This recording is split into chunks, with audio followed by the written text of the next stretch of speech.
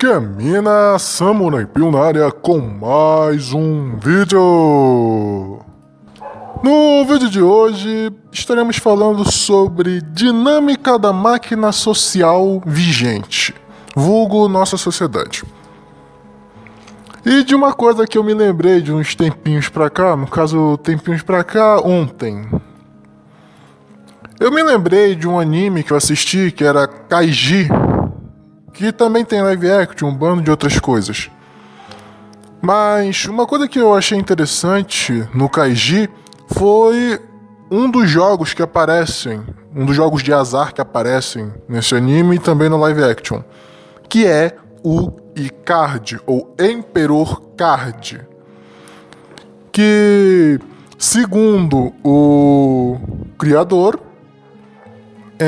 é um jogo que deveria, digamos assim, mostrar de forma simplificada como funciona a dinâmica das coisas, e principalmente a dinâmica do poder. No caso, tem 3 tipos de cartas. Você escolhe. Existe uma mão que vai levar o imperador e uma outra mão que vai levar o escravo. No caso, existem 3 tipos: cidadão, a carta cidadão, a carta imperador e a carta escravo. É um jogo bem simples. Você tem 10 cartas dispostas numa mesa, dividida em 2 baralhos de 5 cada. E nessa você pode escolher um lado. Você pode escolher o lado do imperador ou o lado do escravo. Assim ou não, cada jogador receberá 5 cartas, sendo que dessas 5 cartas, 4 são cidadãos e uma é a carta especial dele. E a dinâmica do jogo é bem simples. Você tem que jogar as cartas e você tem que vencer. É simples, bem básico. E a ordem é: cidadão com cidadão dá empate. O imperador vence o cidadão. O cidadão derrota escravo. Só que o escravo derrota o imperador. Aí você fica pensando, como assim isso representa uma dinâmica social? Aí o Tonegawa, se não me engano o nome do cara era Tonegawa, ele fala sobre como funciona, do porquê essa dinâmica é assim. E ele fala de uma forma até bem simples. É o seguinte: na dinâmica das sociedades, você tem a casta do poder, que é representada pelo imperador, você tem a casta normal e você tem a casta do menos privilegiado, que é o escravo. Cidadão com cidadão dá empate pelo fato de que o povo em si não consegue se amotinar contra si mesmo. Não conseguem se destruir, porque eles estão no mesmo nível. Não importa o que as pessoas pensem, não importa a filosofia que elas sigam, elas estão no mesmo nível, no mesmo ponto da sociedade, no mesmo nível de sociedade, entre aspas. Por isso, quando um vai contra o outro, dá empate. O imperador é a representação do poder. O imperador é a representação do monopólio, é a representação da mais alta classe. Não necessariamente a figura de um monarca, mas a figura de poder, Estado e várias outras coisas. Vocês sabem do que eu estou falando? Por isso, por ter esse poder, ele derrota o cidadão, porque ele detém a força. O cidadão, ele, apesar de ele ser um nível abaixo do imperador, ele ainda tem poder, tem direitos, tem alguma coisa. Só que o escravo não. O escravo é desprezado, é esquecido e é humilhado. Por isso, o escravo é derrotado pelos cidadãos. Só que, como ele mesmo fala, o escravo é desprezado, humilhado, julgado, machucado e sabe-se lá mais Deus o quê. O escravo não tem nada a perder. O escravo não teme nada nem a ninguém. Por isso, escravo mata o imperador. É até engraçado você pensar que quando você vê essa dinâmica, você pensa, caraca, é mais ou menos assim mesmo. Principalmente na sociedade de hoje. porque os homens são vistos como escravos. A gente já é visto como cidadão de segunda classe. Não é oficial ainda, mas a gente já é visto como um cidadão de segunda classe. A gente é visto como bucho de canhão e bucho de reprodução. O Estado jogou na costa dos homens todos os malefícios que veio por causa dos privivif, mimimi, da indústria que ele criou, de todas as coisas que ele criou. Ele jogou todos esses malefícios na costa do cara. Não pense que foi só as Pandorinhas, porque as Pandorinhas se casaram com o Estado. É como o Raccoon falava, as Pandorinhas se casaram com o Estado. E nisso, o cara acaba se lascando, porque ele foi jogado a carga, nele foi jogada a carga. Nele foi jogado tudo de pesado, todo o peso, todos os deveres da sociedade foram jogados em cima dele. Ele é humilhado, desprezado, machucado e não pode reclamar. E as Pandorinhas entre si, apesar de elas não terem união, eu já falei que não existe sororidade entre Pandorinhas. O que existe é uma, digamos assim, uma massificação de ideias. Tanto é que você vê quando uma Pandorinha é realmente, de verdade, tá? Não é aquelas que só fingem não, mas quando ela é de verdade ante essas coisas, as Pandorinhas rejeitam e tentam amotinar ela ao máximo. Porque, não, você tem que pensar igual a todo mundo, você tem que pensar igual a nós, você não pode pensar diferente. É assim que elas agem. E nessas papagaiadas todas, o cara foi tomando as dores, levando farelo, perdendo cada vez mais direitos, ganhando cada vez mais deveres. O cara já é humilhado, já é sentenciado, feito e acontecido na vida dele. E simplesmente o cara é calado. É proibido reclamar. O cara é proibido de mostrar indignação por um motivo justo, porque ele está sendo destratado. Ele tem a maior parte dos deveres, mas não tem quase nada de direito. Que raio é isso que acontece? E chega uma hora que simplesmente a pessoa não aguenta. Chega uma hora que os caras não aguentam. Chega uma hora que o escravo não aguenta. E uma coisa que a gente tem que entender é que, assim como é falado na dinâmica do imperador, o imperador detém um monopólio, o imperador detém tudo. Só tem um porém. O imperador ainda é um imperador, ele ainda é uma figura humana. O Estado ainda tem uma figura humana. O Estado é regido por pessoas, e pessoas são frágeis. Afinal, qualquer um morre com uma bala na cabeça. Existe aquela história, o Leviatã estatal, na verdade, tinha nem aquelas lagartixas que tem uma carona na cabeça, mas na verdade é só uma pintura para parecer maior e mais ameaçador. Mas o Estado é frágil. O Estado, ele é frágil.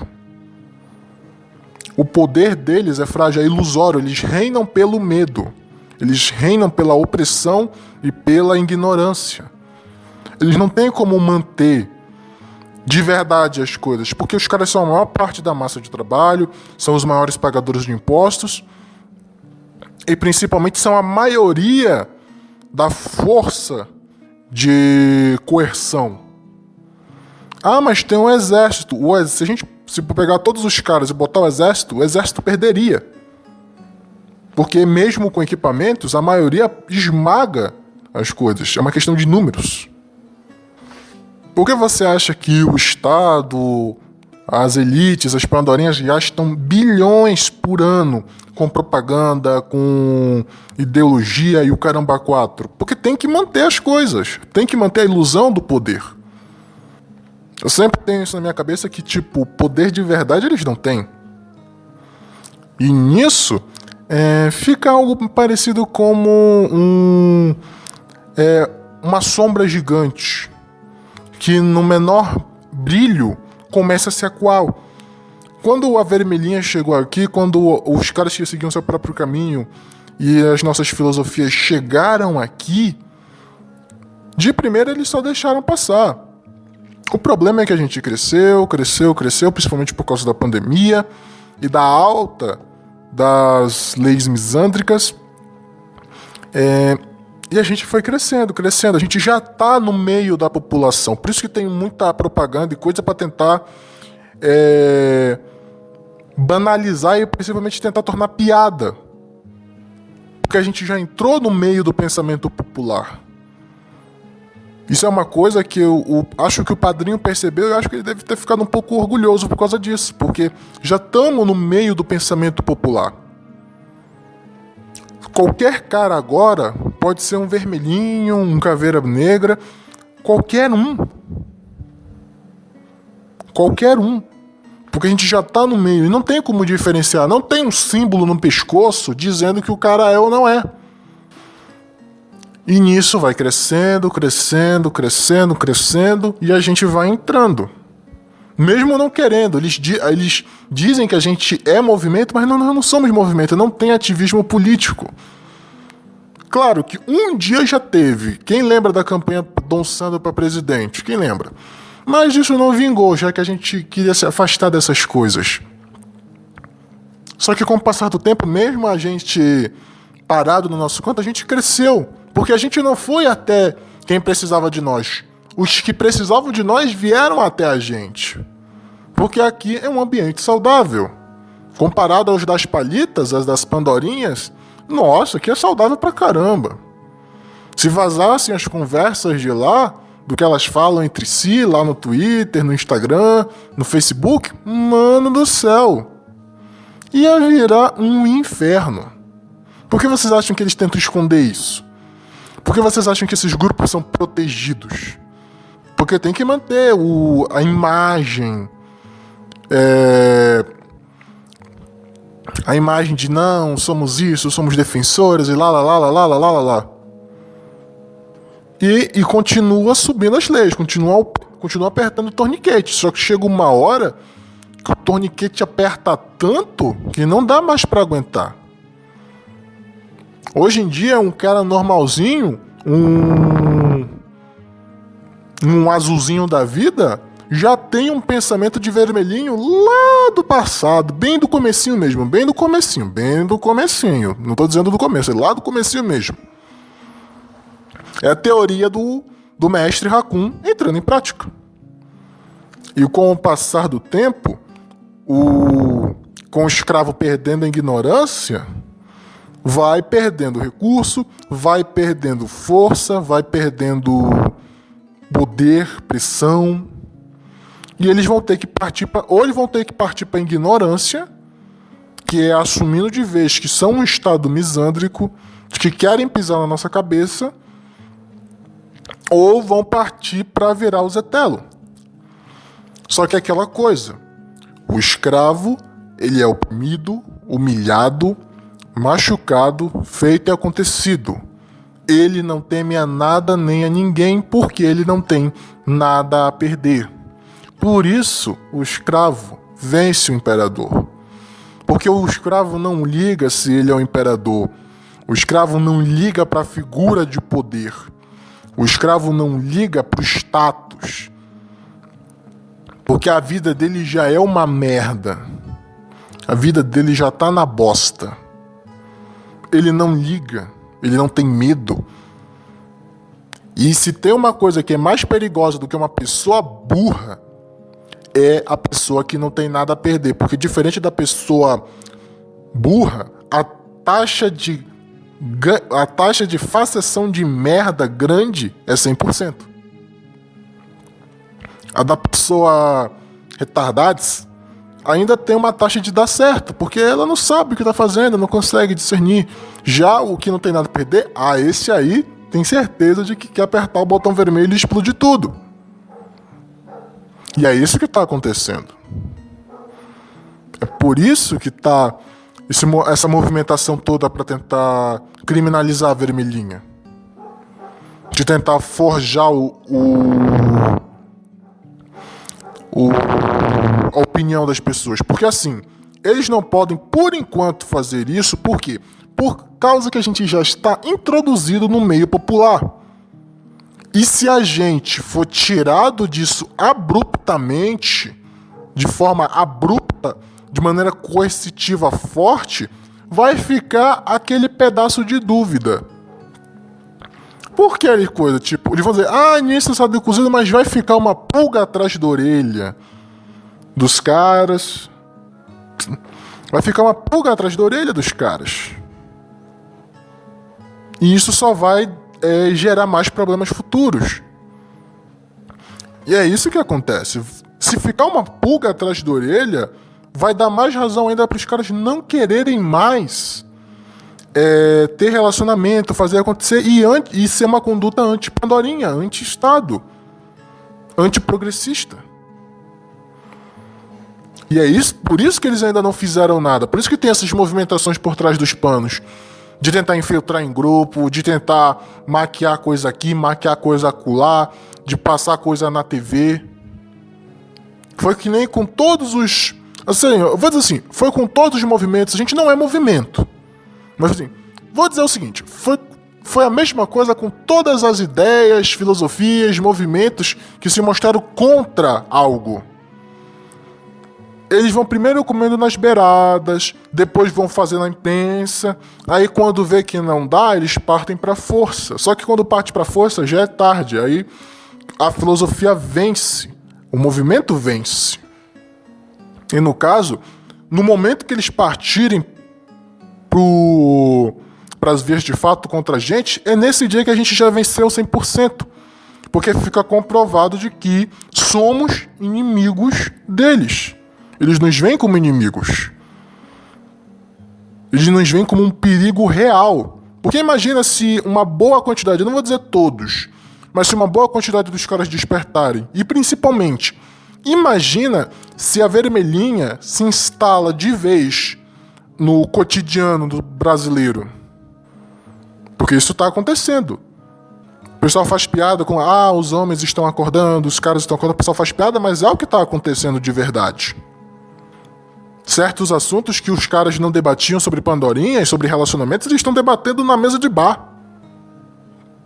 O ambiente está se tornando mais predatório e isso está entrando neles. Na verdade, eu não acho nem que está entrando neles, está nascendo por geração espontânea. E nisso está virando o Zé Telo, e eles não querem isso. Só que agora já é tarde. Como o padrinho dizia, agora já é tarde, nós já entramos, já furamos a bolha. E por assim dizer, se a gente pudesse dizer, o estouro da bolha foi aquele caso lá do Campari. Aquele lá foi o estouro da bolha. Só que agora a gente vai ter o rompimento, a gente vai pro terceiro nível, que é o rompimento total. O rompimento total das fronteiras, das divisões. Que é quando os caras entrarem de vez no cotidiano populacional. E a gente está chegando muito perto disso.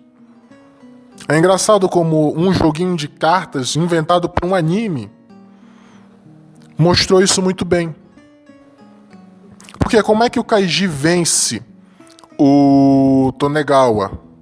Ele finge que ele tá fazendo alguma coisa, ele finge que ele tá fazendo um jogo hiper pensado, sendo que no real ele só fingia, ele só tava fingindo. É que nem a gente não tá fazendo nada, a gente só tá ficando parado e os caras estão vindo até nós. O pessoal pinta, a gente, eles estão entrando nisso, só que a gente não tá fazendo nada. E aí eles vão com tudo, e aí quando vê, deu imperador e o escravo, por não ter nada a perder, vence o imperador. Aqui é o Caminho Samurai Pio, curtam, comentem, se inscrevam no canal, compartilhem o vídeo e até a próxima!